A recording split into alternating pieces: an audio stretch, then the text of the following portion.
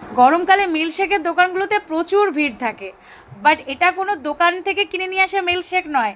এটা তুমি তোমার বাড়িতেই বানাতে পারবে, ডায়েট রেসিপি, যেটা খেয়ে তুমি তোমার ওজন 3 কেজি লস করতে পারবে। বিকজ এই রেসিপিটা যতটাই বানানো ইজি, আর মাত্র 2 মিনিটের মধ্যে তুমি বানাতে পারবে, আর সারা দিন তোমাকে এনার্জিফুল রাখবে।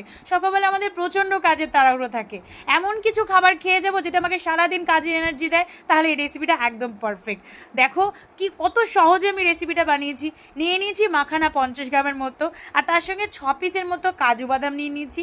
মাত্র হচ্ছিল 100 ml মিল্ক নিয়েছি, মিল্কটাকে একটু গরম করে ঠান্ডা করে নিয়েছি, আর তারপর 2 চামচের মতো ওটস দিয়ে দিয়েছি, তারপর একটুখানি ভিজিয়ে রেখেছিলাম।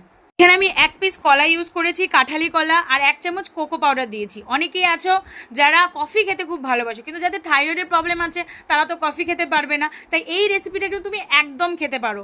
অনেক মা বোনরা আছো যাদের হাড়ে প্রচণ্ড ব্যথা করে, ক্যালসিয়াম ডেফিসিয়েন্সি রয়েছে, তাদের জন্য এটা একটা পারফেক্ট রেসিপি।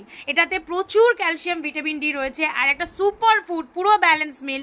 এটা খেয়ে তুমি তোমার ওজন কমাতে পারবে।